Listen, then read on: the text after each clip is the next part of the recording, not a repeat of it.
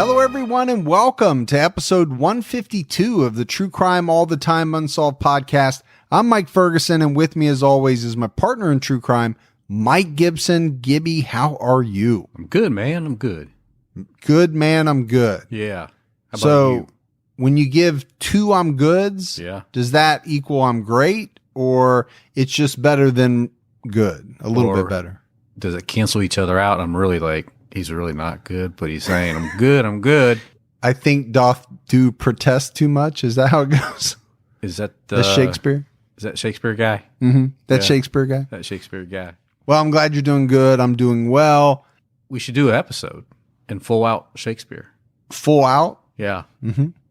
And like really using the language of the times. We should. The problem with that is that would be a very long recording session because I would screw up about every other word. Would it? Or would you be able to get away with whatever you wanted to say? Because there might be a lot of people that don't know all those strange words anyway, and they'll just think, hey, man, Gibby has really got his you-know-what together. That sounds might true.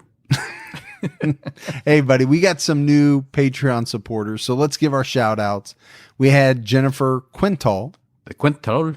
Anna Heyman, Hey, Anna. Casey Renee, What's going on, Casey? Amy, Just Amy. Cassidy, Hey, just a Cassidy, too. Lori Brownfield, Hey, Lori. Tamara, Tamara. Melissa Kowaleski. Kolowaski. Not even close. Peggy Cochran, Hey, Peggy. Jim Butcher, What's going on, Jim? Heathen's Mom, Well, Heathen's mom, how are you? Jim McDougal. McDougal. Yep. Yeah, Strong. it is. Sarah Brondmeyer, Hey, you Braunmeyer, you. Jack Durham, Hey, Jack Durham. Man, that sounds like a good whiskey brand or something. or like a real tough cop Yeah. on a 1970s show. Hey, don't do that. Jack Durham, come get you. Exactly. Yeah. Jessica Arona, Hey, Jessica. Kelly Alexander, What's going on, Kelly? Devin Hendricks, Hey, Jimmy's child. Isabella Serwitt, Hey, Isabella. Mayike Vlaming. Hey, Ike. That's what I'm going with. That's what you did right there. I don't know. There's a lot of A's. It could be somewhat like Mike, but with an A. You're like with Mike, two A's. but also going like Ike, you Yeah, know? My exactly. Ike. Yeah. Donna Marie Keller, Hey, Donna. Mary Baker, Hey, thanks, Mary. and Tara Krause. Hey, Tara. So we appreciate all that new support. And then if we go back into the vault, Gibbs, this week we selected Jessica Koopmans. Yeah, good old Jessica. Good old Jessica. How about good young Jessica? Hey, good young Jessica. That should be your new one. Yeah. We appreciate Jessica. Been with us a long time. We do. We had some great PayPal support as well. We had Tamara Moore, Hey, Tamara. Lisa Marshall, What's going on? Ooh, Marshall. okay, Allison Burks. Little things get me excited, you know? They do. Yeah. And you always say, ooh. Yeah, ooh. Hey, thanks, Allison. And Tracy Collier. Hey, Tracy. So right now, Gibbs, we have a brand new episode out on TCAT. We're talking about two 17-year-old kids, Aaron Needle and Samuel Scheinbein, who murdered a 19-year-old named Freddie Teo Jr. Yeah. This is a very unusual case, and there are a ton of reasons for why it's unusual. One big one is that neither of these people would ever face a jury, would ever go to trial inside the United States, both for different reasons. Those reasons we get into in the episode, but there's a ton of other things about this case that make it very intriguing. Not your traditional TCAT, but really good, man. So that's definitely a good episode. Make sure you check that out. All right, Gibbs, are you ready to get into this episode of True Crime All the Time Unsolved? I am. This is one of those cases, and we've done a number of these types. Technically, this is an unsolved case because there's a suspect that is charged and convicted, but ultimately set free. What really got me about this case is that there's another person that many people believe was the real killer, but was not able to be prosecuted. Right. For reasons that we'll get into as the case unfolds.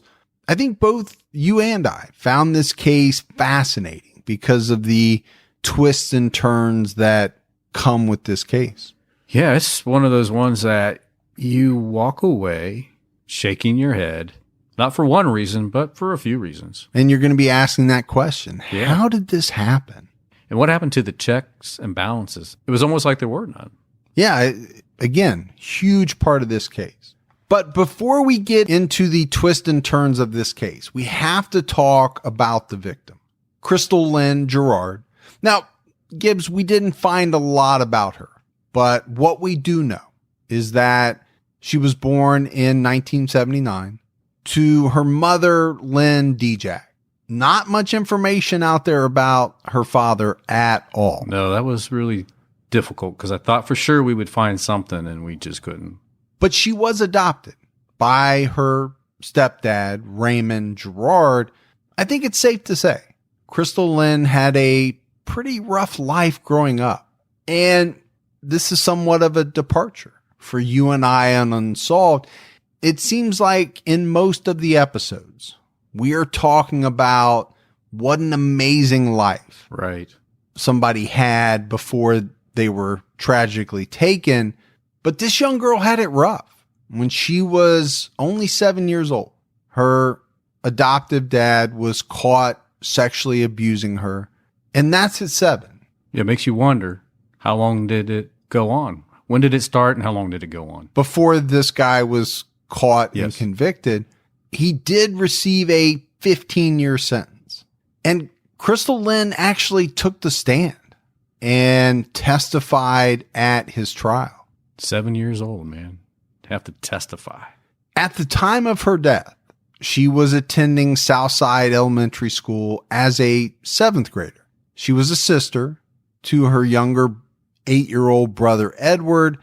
Crystallyn was a very good student. At the time, she had a boyfriend. She loved her pet German Shepherd. It was said by many, Gibbs, that she was pretty mature for her age. I mean, for a 13-year-old to go through everything she had went through, she grew up fast. Yeah, she did. It was kind of forced upon her. And you hate that. You hate for kids to have to grow up fast because of bad situations. Yeah. But it happens. She was the one that woke up every morning, got her brother up, got him ready for school, fed him, made sure he got on the bus. And then she got herself on her bus to get to school. Her mom wasn't doing that. No, it sounds like, at a pretty young age, she was having to essentially take care of herself. Yeah. It's known that her mom, Lynn, went out a lot. She partied, she dated a lot of men. And I think that's a big reason for what you just pointed out, right? The fact that Crystallyn had to fend for herself a lot of the time and take care of her brother because her mom really just wasn't around that much. No, if they wanted dinner, Crystallyn had to figure out, what do we have here? We eat what we got. Scrape something together. Yeah. Jill Dejac was either working at her grandmother's tavern as a bartender, or she was running around town drinking at other bars with friends or dates. Again, I really want to stress it. This young girl grew up very quickly, not because she wanted to, but because she had no other choice. Yeah, well, maybe for her mom, she didn't see that being an issue because her mom kind of grew up kind of fast when she was younger too. I mean, she did get pregnant with Crystallyn when she was 15 and had her when she was 16. On February 13th, 1993, Lynn Dejac had plans to go to a wedding with her boyfriend at the time, a guy named Dennis Donahue. At the wedding, Lynn learned that Dennis had paid a friend to follow her around the weekend before when she had gone out with some of her girlfriends. Yeah, this guy, she's been dating him at this point for a couple months. Sounds like he was pretty insecure. Yeah, he had some trust issues. Maybe they were grounded. Maybe they weren't. I don't know, but he obviously didn't trust her if he was hiring somebody to follow her around. Wanted to see, did she just go out with her friends? Did she have a guy? Was she flirting with guys? I mean, if I was her, I would have been upset as well. How are you supposed to have a relationship with somebody And early on like that, they show you that they don't really trust who you are. Yeah, it's not a good recipe for any relationship, really, but especially for one that's, 2 months old? Yeah. So they left the wedding at 11:30 p.m. to head home. Jill was upset. And on the drive home, she told Dennis that it was over. They were through. She was ending the relationship. But once they got back to Lynn's house, Dennis followed her inside and they had an altercation. And sadly, this happened in front of the two kids. Yeah. Lynn was scared, not only for herself, but for her family. She called the police at 11:44 p.m., but Dennis knocked the phone out of her hand and he took off. All right, that's frightening. Yeah. To be in an altercation with a man, especially in front of your kids, you don't know what's going to happen. And some people have a hard time with breakups, right? They just can't let go. No, that's true. Now, I don't think that Lynn handled this very well. After the altercation, she was understandably upset and she felt like she needed a drink. So what she did was she basically told the kids to go to bed. Yeah. And she left them there by themselves, went to her mom's tavern that wasn't too far away. It was about 6 houses down the road. Right. She probably also figured that she would be safe there. Dennis wouldn't come looking for her at the tavern because he knew that her family owned it. Here's where I have the issue. Right. Okay, you might be safe at the tavern, but there's nothing running through your head that this man might come back to your house. Yeah. And he's going to break in and find you're not there, but your kids are there, and he might take it out on them.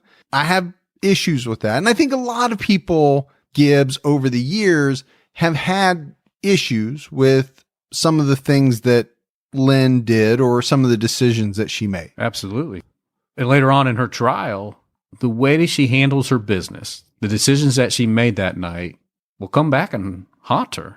Well, and the other thing that I really struggled with was, okay, you called the police. Yeah, he knocked the phone out of your hand, but the call went through. Sure. Because the police show up to Lynn's house. They get there about 12:05. She's not there. The police knock on the door, but no one answers. Now, it would later come out at trial that before she left, Lynn had told her daughter, Crystallyn, not to answer the door for police because that wouldn't be good for Lynn, right? They're going to want to know why she's left these kids alone. They're going to come after her for neglect. So she's at the tavern and Dennis does show up. And he tries to continue this argument that they were having about their relationship. She's able to get the bartender and some other folks at the tavern to kick him out. But she doesn't leave. She stays at her mom's bar for a while. And then one of her ex-boyfriends walks into the bar. This is a guy by the name of Michael Nichter. And the two of them spent the rest of the evening together, hanging out. Not just at her mom's tavern. They left, they went and bar hopped at other bars. Dennis later that night ran into the two of them, which, Gibbs, had to be combustible. Absolutely it was. He's already upset. He's enraged about Jill ending this relationship. Now he sees her later in the night with a guy already. Yeah. She's already with another man. Like, you literally just ended our relationship hours ago. And he goes into a jealous rage.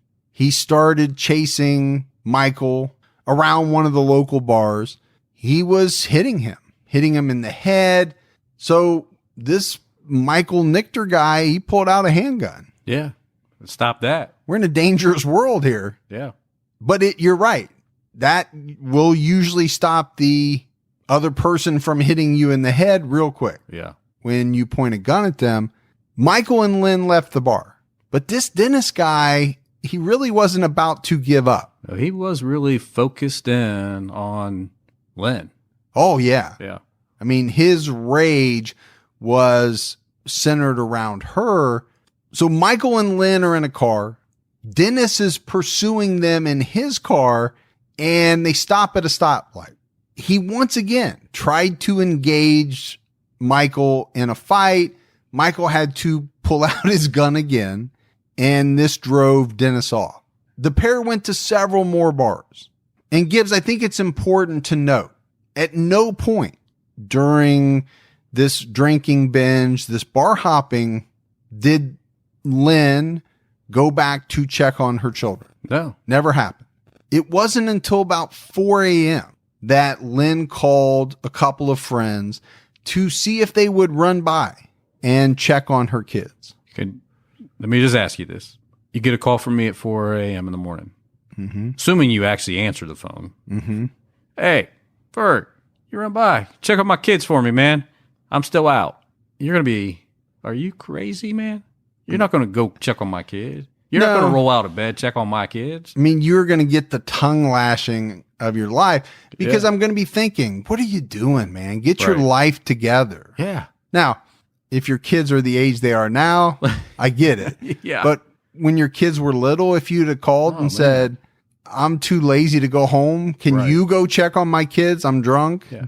Especially at 4 o'clock in the morning. Yeah. I would have, obviously my thinking about you would have been different. Yeah. Because that's not you. That's not the responsible Mike that I know. I take my kids into the bar with me. Exactly. Yeah. So you know where they're at all times. And I think like what I would have told you, Lynn's two friends told her, no, we're not doing that. You get your ass home and check on your own kids. So Michael took Lynn home around 4:30 a.m. But Gibbs, Dennis Donahue was at the house. Yeah. At Lynn's house. He's hiding in the bushes. He's been waiting. Laying in wait, waiting on her to return. He pulled a knife and he put it up against Michael's throat, basically telling him, hey, I'm going to kill you. Yeah. You're my woman, man. I don't like this. But he didn't. He eventually let Michael go and he took off. Lynn and Michael went inside the home. And Lynn told Michael to wait on the couch while she went in to check on the kids. And she did check on them. And she came back and she told Michael that they were fine. They were both asleep. According to Michael's testimony later at trial, Lynn was very drunk at this time. And he said she wasn't using her best judgment. Now, Gibbs, you can make the argument that she didn't use great judgment at any point after she got home from the wedding. She apparently asked Michael if she could just go home with him for the night and sleep there. So she's left her kids alone for what, 4.5 hours? Yeah, up to this point. And now she's going to leave them alone. They're going to wake up and she's not going to be there. Now, her rationale was that she would be much safer. She would feel much safer being at his house because of Dennis. Again, I make the argument that, okay, yeah, you're safer. Right. What about your kids? I mean, you left them in the danger zone. I mean, unless her thought is, he's only going to come after me. So if he thinks I left, he'll leave the home alone. But we know from earlier, he came back to the house. He just didn't go inside. Doesn't mean he won't. As far as we know, right? Yeah. To me, it's just, it's tough to think as a parent, that's the thinking you would have. Now, if you're blitzed out of your mind, okay, you're not going to make the best decisions usually anyway. That's what happened at that last crime con, and you and those Ukrainian people, and I don't know. You going to bring the Ukrainians into this? But Lynn does leave with Michael and go to his house. But before she leaves, she takes the wireless phone and she puts it in Lynn's bedroom along with the family dog. Yeah. And she closes the door. So you've got a dog, you've got a wireless phone. If you need it, I'm leaving. I'm out. See ya. I think there are a ton of parents that, they're going to be outraged by Lynn's actions on this night. No doubt about it. Oh, for sure. Now they're going to be outraged later on for different reasons. I mean, you could attempt to say, well, she was 13, There are some people that don't have a problem. They think that is an age where a child is okay to stay at home by themselves. Yeah. And I could make the argument that for small periods of time, I would subscribe to that as well. But you're also making her responsible for your 8-year-old. But here's the thing. And, tension's hot with some. That's what I'm saying. Yeah, that was what I was going to say, because we're not talking about a normal Tuesday, Wednesday, Friday night. Right. There's been some major shit going on. Yeah. There's been an altercation in your home. You left, you came back. The same guy pulled a knife. He was waiting in your bushes. Yeah. So this is not a run of the mill. Hey, your dad and I are going to go to the movies, lock the door, and don't answer for anyone, which some people may do because they can't find a babysitter, or they just feel like their kids are mature enough to handle it. It's a totally different situation. In Gibbs, it's not like she woke up early and, got back to the house at 7 or 8. Yeah, because she probably said, man, I worry about my kids. Let me go see. I mean, she drank a lot. Yeah. And she slept the next day at Michael's house into the late afternoon. Lynn Dejac arrived home around 2:20 p.m. on February the 14th. When she gets into the house, she sees her son. She doesn't see Crystallyn. So she goes into her room. She finds Crystallyn still lying in bed. And when she goes to touch her, she's very cold. Yeah. And ultimately, sadly, she's dead. Her body was naked except for red socks that she was wearing on her feet. She was face up. And Gibbs, she had scratches across her chest from where her dog had tried to wake her up. Very sad. Very sad. Very sad that a little girl lost her life. Sad that the dog probably knows and is going out of its mind to try to revive her, to try to wake her up.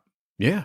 To the point where he or her, the dog would leave scratch marks. Dogs know. I'm convinced. Oh, absolutely. Dogs are very intuitive. Crystallyn let out a very loud scream. So loud that a neighbor next door heard it and called police at 2:23 p.m. And basically, she's screaming that her daughter has been murdered and she's asking for someone to call the police. Police got on scene fairly quickly, and as did the medical examiner. And the medical examiner ruled that Crystallyn had been strangled. Now, later, when the toxicology reports came back, it was determined that Crystallyn had some cocaine in her system, but the medical examiner said it was not enough to kill her. The medical examiner's report also said that some male DNA was found both in and on her body, but the report didn't mention specifically any sexual assault. So the cause of death was listed as strangulation.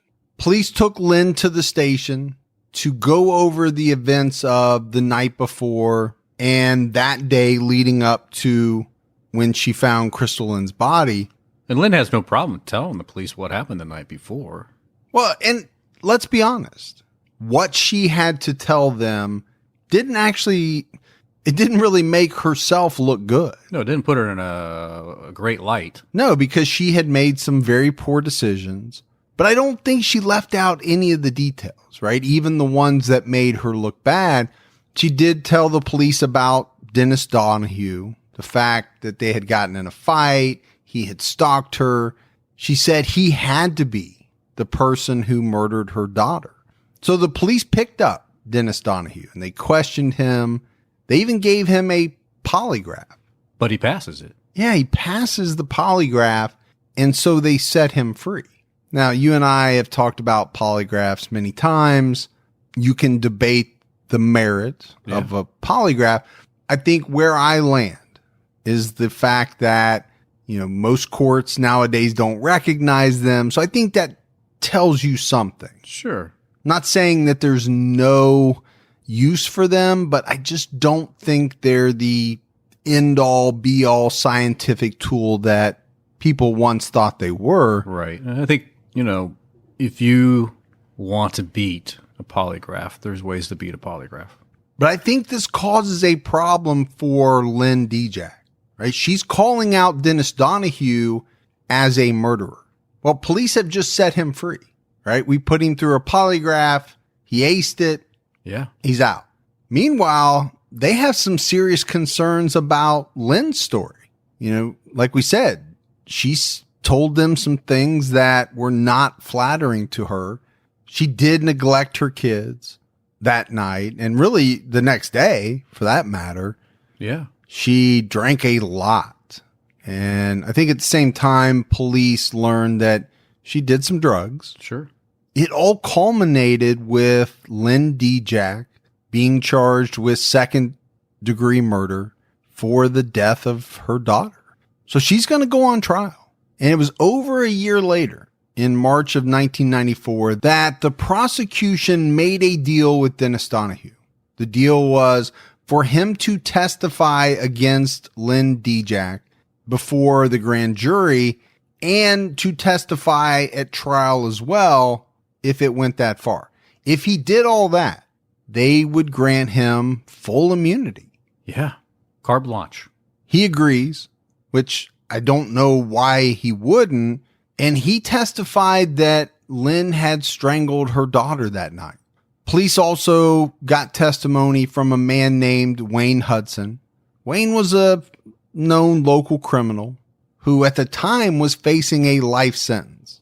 Wayne told the police that while he and Lynn were drinking at the bar, Lynn told him that she had strangled her daughter in an act of rage that night before going out. Not sure why you would tell someone at a bar that you've done that. It's a pretty random thing to say. And I'm always concerned about testimony that comes from, these prison inmates. This guy was facing potentially a life sentence. So he has a motivation to try to find a way to get that shortened down. Right. Why wouldn't he? Because for his testimony, he did get a lesser sentence and the option of parole. One of Crystallyn's friends from school told police that she would come to school with bruises. And one time when she was over at Crystallyn's home, Crystallyn and her mom got into a fight, and her mom threw her into the wall, grabbed her under her jaw, and essentially lifted her up and held her against the wall by her throat, her jaw. Yeah, she said it was a pretty scary event. Yeah, she said Crystallyn was very shaken up about what her mom did to her. This is a little kid, right? What does this little kid have to gain by giving this testimony? Yeah. Now, at the same time, this is not testimony that directly links Lynn Dejac to the murder of her daughter. Now, it paints her as a horrible mother. Yeah, it's more character than anything. Yeah, but we kind of already know she was not a great mother. It's not really in dispute. Even the defense will come out of the gate letting you know about that. Yeah, I'm sure they had no choice. It happened. Yeah. She was not a great mother. There was no way around it.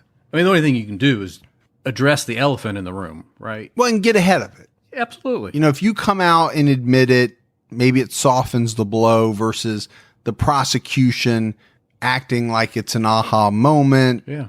I mean, this is like for me, anytime I have a speaking engagement, the first thing I say is, I ain't no good at this English. Well, you try to lower the bar in many facets of your life. Absolutely. That's just one of them. Yeah. And then I tap the megaphone. Is this working? Can you hear me? So when we talk about the prosecution's case, they definitely could prove to a jury that Lynn Dejac was not a good mother. She neglected her kids. She was very irresponsible. They pointed out that she was an alcoholic. She used drugs. She slept around. They used some witness testimony that came from what you'd have to call some pretty sketchy guys. Yeah, I mean, look, one guy is up for a life sentence.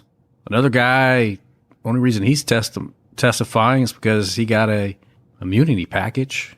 But besides that, when it came to actually proving that Lynn killed her daughter, they didn't have what you would call an overwhelming case. It wasn't like they had a smoking gun. They didn't have no physical evidence. Yeah, they didn't have this big piece of evidence that Perry Mason was going to come in and shock the jury with. And to the point, we didn't mention it yet, but the medical examiner said the best that he could do with time of death was anywhere between 11:30 and 5:30 the next morning. Yeah, it's a wide gap. Lynn's defense team said in their opening statement, Lynn Dejac is a single mother of two who is not going to get the good housekeeping seal of approval. She probably doesn't take care of her kids the way she's supposed to, and she drinks. Okay, you may be sugarcoating it a little bit, but yeah, I get the point. She's definitely not going to win the good housekeeping seal of approval. She should probably have her kids taken away from her by the state.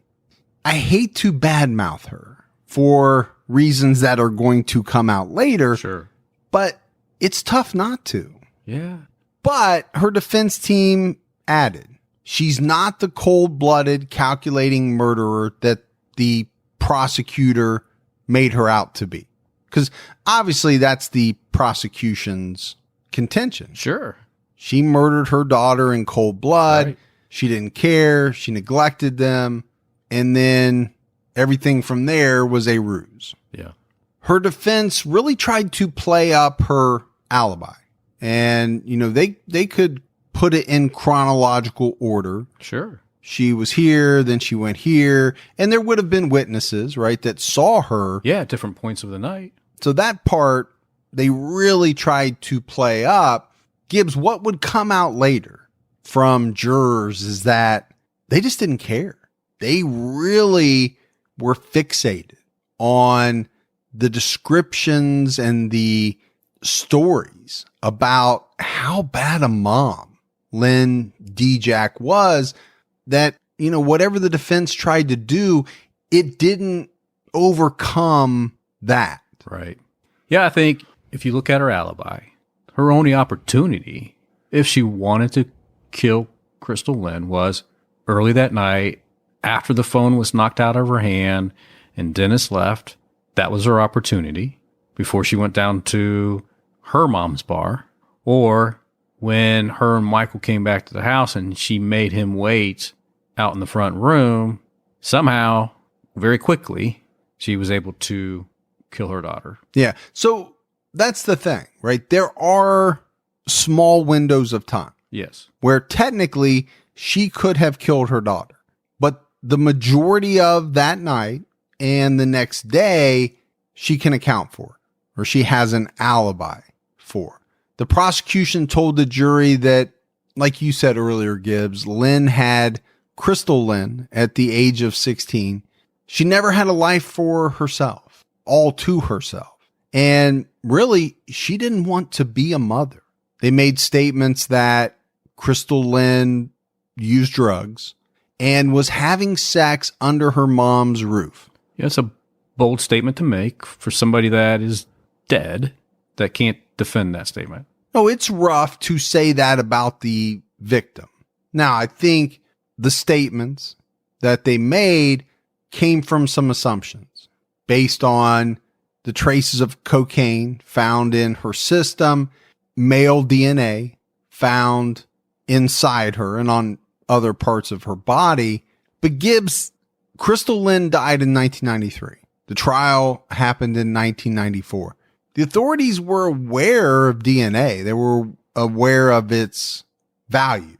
But obviously, they didn't have the databases. They didn't have the technology to identify people like we do today. It came out during the trial that the medical examiner actually did perform a rape test. But since it did not appear as though Crystallyn was raped, the kit and DNA was placed in storage. Gibbs, I think the defense was very combative when it came to the characterization of Crystallyn. They said, you know what? This was a good kid. She didn't do drugs. She wasn't having sex. If she had drugs in her system, someone else put it there. Yeah. Now, it could have been Dennis. They also theorized that that could have also been Dennis's DNA that was found.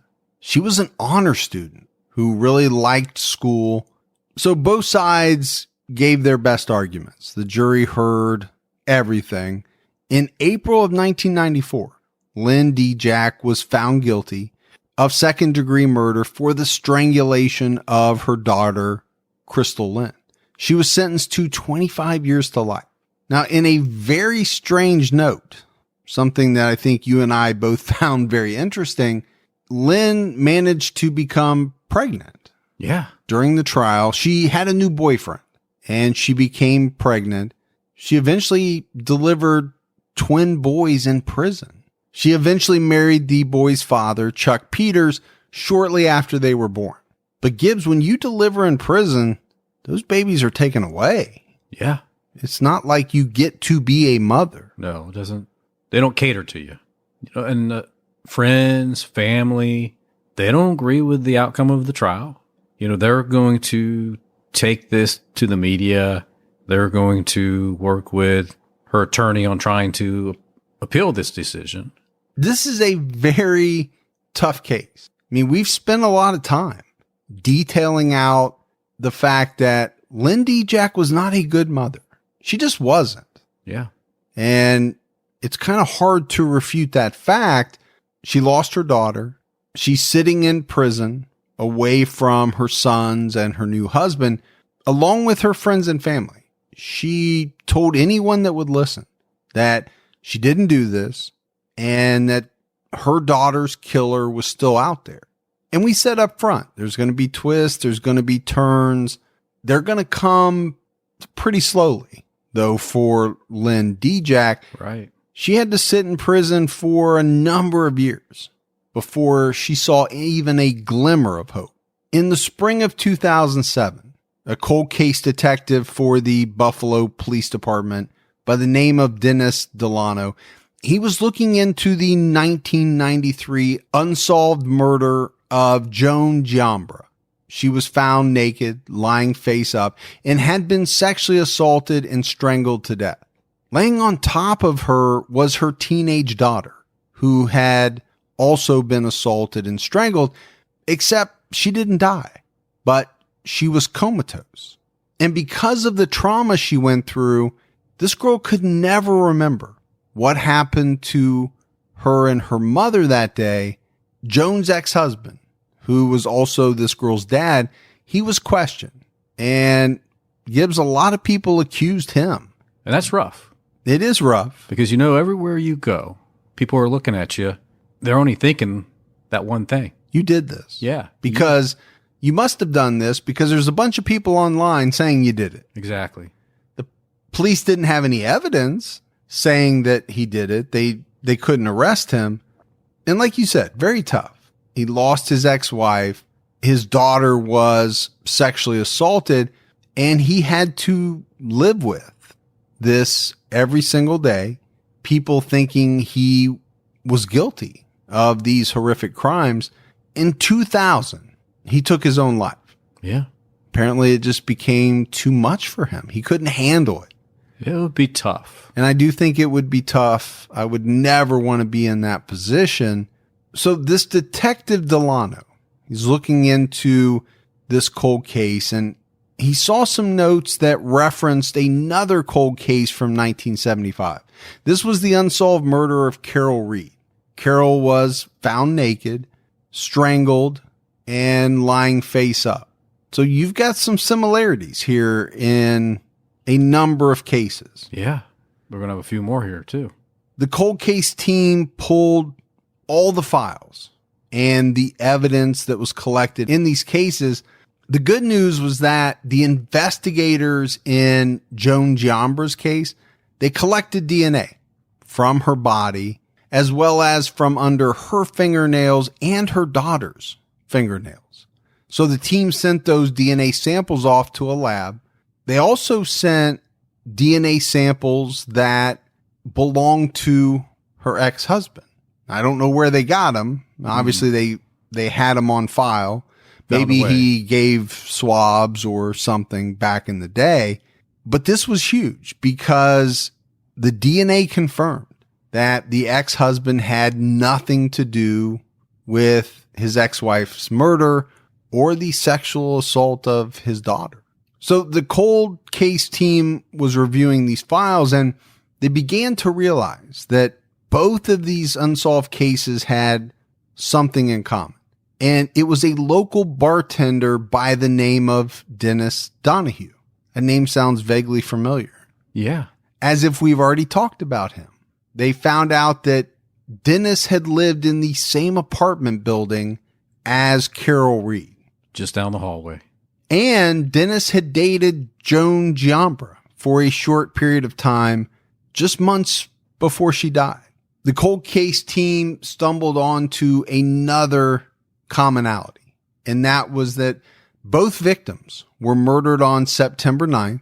Which happened to be Dennis's birthday. It's kind of telling. It's something. Is that a coincidence? If it is, it's one hell of a coincidence. Exactly. So the cold case team figured out that, hey, we got to go talk to this Dennis guy. And they did. He gave up a mouse swab so that they could get his DNA. The results came back as a positive match to the DNA that was collected in Joan's case. So I think right then and there, they had a very strong feeling that Dennis was the person who murdered Joan Giambra and assaulted her daughter. And they believed that he could very well likely, maybe most likely, could be the killer of Carol Reed as well. But one of the detectives on the cold case team remembered this guy, Dennis Donahue, as being involved in another case that occurred around 1993. And as we talk about it, but thankfully, this detective did, because this is what Lynn needed. Yeah, and you think about, I'll call it a little thing. It's not. It's a huge thing. Sure. But in the course of someone's daily job, to just happen to remember that, right? It seems like such a small thing that turns out to be huge in this case. Yeah, definitely for Lynn, it does.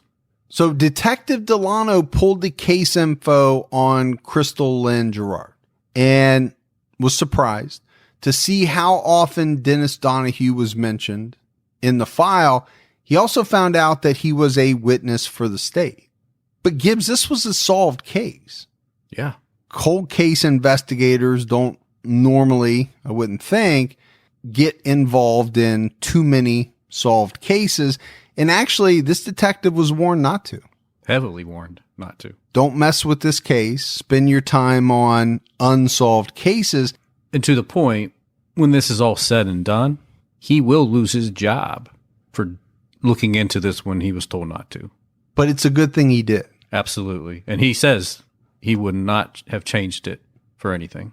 I think there was just something gnawing at him. Like, he's looking at the case file, he's looking at the particulars. Things were not adding up. So he defied orders. He had the DNA that was collected from the murder scene of Crystallyn Girard sent for testing. He wanted it tested against the DNA of Dennis Donahue. Now, in the meantime, Dennis was arrested and charged with the murder of Joan Giambra. They got a pretty good DNA case there. Absolutely. Pretty solid. I think they would have something for Carol Reed if they had DNA back then, but 1975, they weren't sure they didn't collect anything. And even if they did, it wouldn't have been the way that they probably stored it, the protocol, it wouldn't have been usable anyway. Right. I don't know that for a fact. I'm speculating, but we've seen that in a lot of cases. Yeah. When the DNA results came back, they were a match. They put Dennis Donahue not only in Crystallyn's bedroom, they put him in her bed, and they put him as the person that sexually assaulted her. But Delano wasn't done. He went to interview Wayne Hudson. Well, that's that guy that was waiting for a life sentence and wanted to get a little deal going. And was successful. Yeah. Delano was able to get Hudson to recant his entire testimony regarding the conversation he had with Lynn the night her daughter was killed. He now said it never happened. She never said any of that. So you have this DNA evidence. You have this, what was at the time a very important witness recanting his testimony. And this led to a judge on November 28th, 2007, overturning Lynn Dejac's conviction. And I don't know what else they could have done. I mean, this type of physical evidence, this DNA, is putting someone else, this man, inside her room, sexually assaulting her on the night that she was killed. Well, you would think it's a pretty solid case. And the suspect was already in jail. He's awaiting his trial for the murder of Joan Giambra. And it was the very next day that Lynn Dejac was released. Right now, we are in the living room of Lynn Dejac. She has been free for a matter of hours. She's talking to reporters now about her first hours of freedom and her hopes for vindication, a new trial that will clear her name. Lynn, you had such emotions in court. What were you feeling when you first got to hug your sister and then Chuck and the boys? I don't think there's a word in the English language to describe what I was feeling. I really don't. I really don't. You welled up with tears when the judge said, "You have your liberty." And we're going to relive that moment in just a second. But what were you thinking? Everything was leading up to this moment. Like I said, you're numb. You're not thinking anything. You're getting told what to do. You're getting told to go this way, rush this way. You know, you're not even told that the reporters are there. You're shoved this way and you're pushed that way and you're told to go. But you knew freedom was just a few steps away. When he said, "You have your liberty," Lynn Dejac, you can leave now. I didn't know what that meant. I didn't hear that. What does it mean now that you're home? You've hooked up with the twins that you had just before you went to prison. Were you able to make peace with them and get to know them? No, not in this short period of time. How no. will you do it? You don't make up for 14 years in 4 hours. I'm going to have to do it a moment at a time, a day at a time. Like I was saying, we were talking about we're going to go get a computer. I don't know the internet. I don't know the computer. These guys, snap, they know it. So they're going to teach me. So it's a win-win situation. What do you want to do now, Lynn? For the immediate future, what are your hopes? I just want to go and be with my family and try to make up for some of the time that was lost. I don't know how we can do that, but that's what I want to do. I just want to make up for some of the time that was lost. So that was a clip. I guess there was a bunch of reporters in her house, and she must have invited them in, and it's tough, right? To listen to that, you really get the sense of you lost 14 years. Yeah, man, that's a lot of memories. So you've got these twin boys who are now, 14, let's say, or so. You don't even know them. No. Now, maybe they were brought by for visits, but it's not the same. You don't know them. They don't know you. No, she doesn't even know what the internet is. Exactly. She's like, internet, what? And at the same time, her oldest boy, Edward, had just completed 2 tours in Iraq. I mean, that's how much it's gone on since she's been away. Well, 14 years is a long time. I mean, he was 8 years old when she was arrested. So 14 years. I mean, was that 22? People. Yep. Yeah, I guess the reason why I wanted to play that clip, you really get a sense of the emotion. And, and she's saying, I didn't understand what they were saying. They were telling me I'm free, but it's not sinking in. Right. But Gibbs, this is where things get strange. Dennis Donahue will not and cannot ever be charged with Crystallyn's murder because we talked about it up front. He was given immunity. Yeah. Complete immunity for his testimony in Lynn's trial. That's not something that's set well at all with Lynn, with her family, because I think they all, and not just them, I think police felt that, this guy had something to do with Crystallyn's death. And for Lynn especially, because she told the police way back when. Yeah. This guy's stalking me. And he had something to do with my daughter's murder. They didn't believe her. They ended up giving this guy immunity. And now things are pointing to the fact that he may very well have been the killer. But they were so focused in on Lynn being this bad mom. Yeah. And clearly you weren't happy with your life, so you must have done this. And it wasn't just that he testified against her. I mean, he really was kind of the star witness. Yeah. In that first trial. I mean, he said he saw Lynn strangle Crystallyn. Yeah. Star witness. Yeah. If that's not weird enough, because a lot of people probably felt that coming based on the fact that he was given immunity. Right. The prosecution still felt, even after the conviction was overturned, that Lynn was somehow involved. And they decided to charge her with second-degree manslaughter. And they were going to take her to trial again.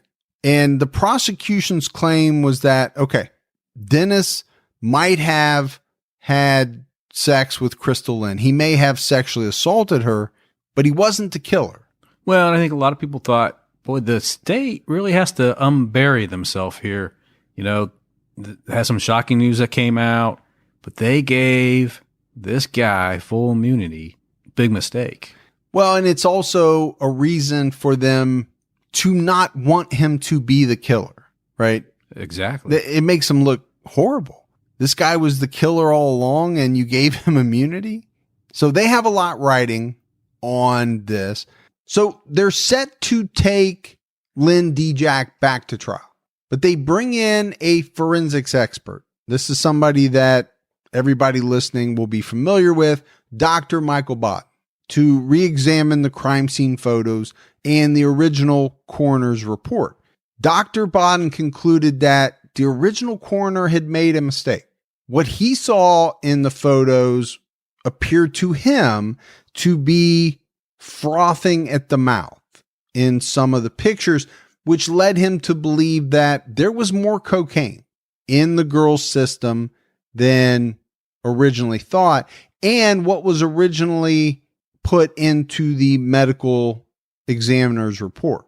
So after the district attorney got this information from Dr. Michael Bodden, and I should say that the current county medical examiner agreed with this finding, and he actually changed Crystallyn's death certificate to a cocaine overdose.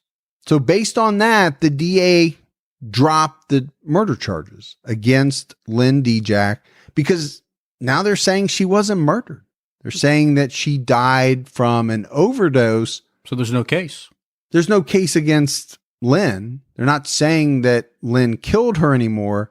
Their theory was that Dennis may have given Crystallyn cocaine, either made her snort it or introduced it vaginally. So this was great news for Lynn on one front. The charges against her for the murder of her daughter were dropped. Right. But she wasn't happy. No. Because she felt as though this was another ploy by the prosecutors to cover up the mistakes they made. Yeah, because to her, and I think a lot of people agree, she got railroaded. Now that they believe, they know who actually did this, they can't do anything to them. And this is why Lynn is upset, right? She firmly believes that Dennis Donahue murdered her daughter. So the case against Lynn was dropped, right? Set aside on February 28th, 2008. She's free. Yeah. In May of 2008, Dennis Donahue was sentenced to 25 years to life for the murder of Joan Giambra. Well, at least we have that. Yeah, I mean, you can look at that and say, at least he got justice for this one crime. But I think you can also look at it and say, he didn't technically pay Right. for the murder of Crystallyn. Now, he may not have gotten any more time. He may spend the rest of his life in jail.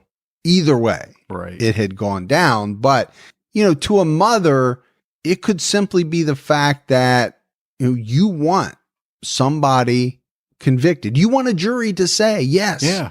this person murdered your daughter. We believe it. It wasn't you. It was this person. Exactly.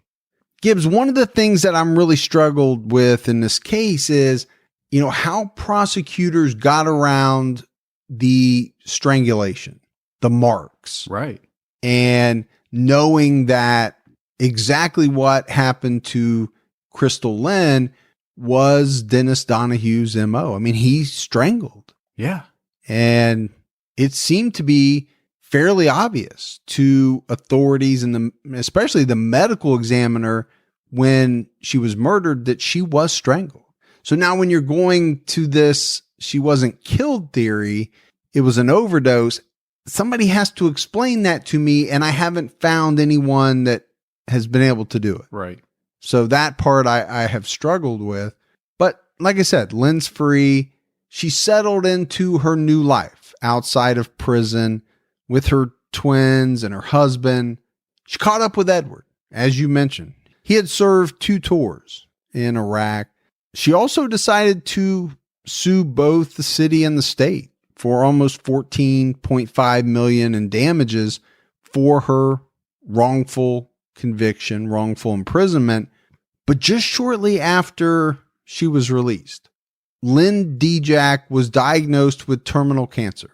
She eventually won her case and settled for $2.7 million in May of 2014, but she was never able to enjoy any of that money. She passed away on June 18th, 2014. She was only 50 years old. Yeah. What a traumatized life she had. She did. And again, I go back to something that we've talked about. This was a tough case. We had to talk about Lynn Dejac, and it was not all rosy. No. She was not a great mother, but there's no doubt she suffered a great injustice. Spent 14 years or so behind bars, away from her family. Yeah. Yes, she got out, but she wasn't out all that long before she passed away from cancer. So I think when you wrap up this case, Gibbs, Crystallyn Girard lost her life. She died. Yeah. Most people believe it was at the hands of Dennis Donahue. I think that's safe to say. I still am stuck on this overdose versus strangulation. I think that part's weighing on me a little bit. But I also think this is a case that, prosecutors are happy to leave alone. Yes.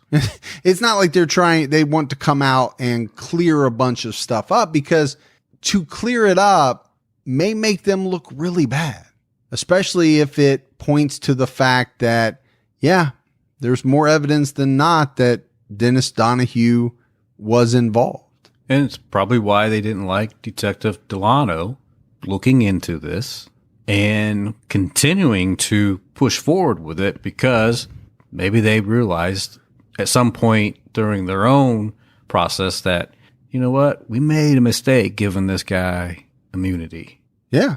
And I truly believe they did. Now, if he hadn't have done what he did, Delano, who knows what would have happened? Well, Lynn Dejac would have died in prison. Yeah, possibly. Absolutely.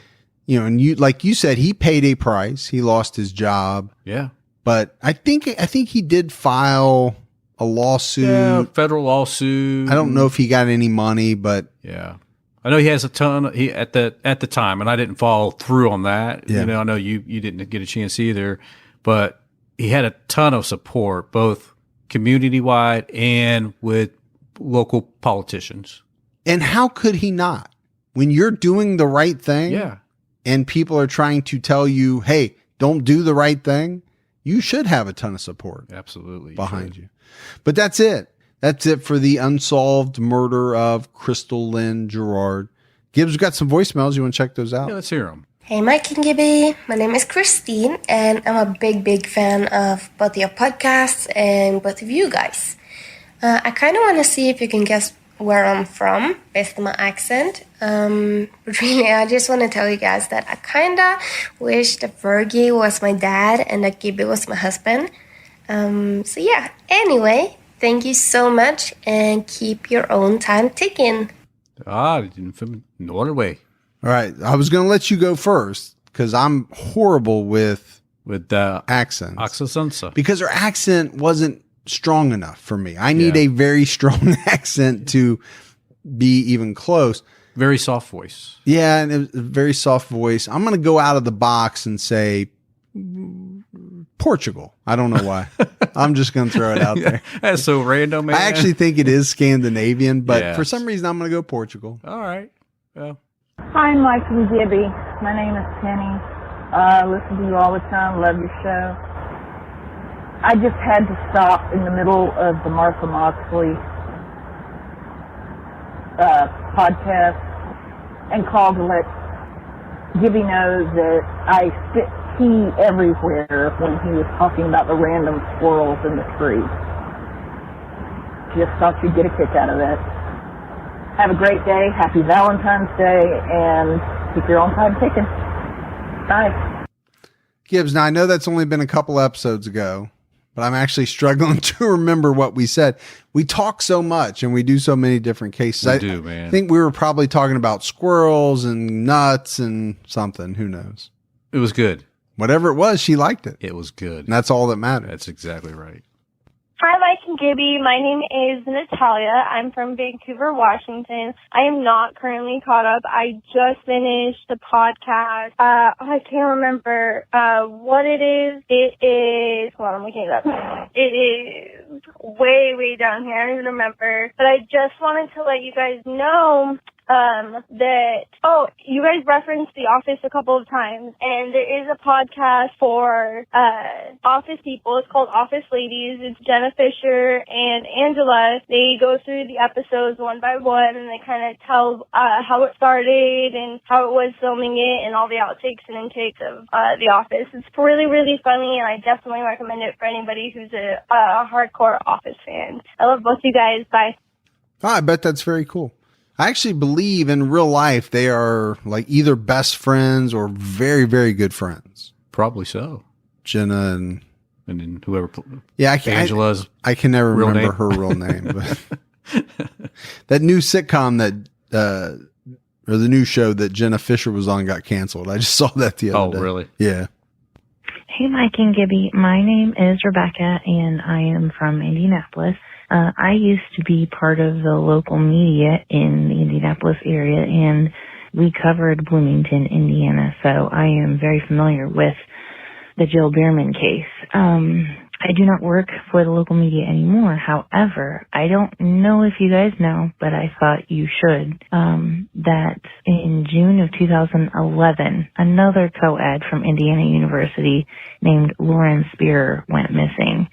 And everybody in the media kind of like looked at each other and was like, do we have a serial, kidnapper murderer in the Bloomington area? I mean, that was never proven, that was never found or whatever. But to this day, Lauren Spear is still missing, and her parents are still searching for her or, trying to find out what happened to her. So I just thought that if you guys were not aware of that, you should be. Thanks. Bye. All right. Well, we appreciate that. And I am very familiar with the Lauren Spear case. I was thinking maybe we did it on Criminology, Morph and I, but I can't remember. Yeah. And we haven't done it on We have Unsolved, not done it, no. But it's on the list. So, all right, buddy. That is it. You ready to get out of here? I'm ready. All right. That's it for another episode of True Crime All the Time Unsolved. So for Mike and Gibby, stay safe and keep your own time ticking.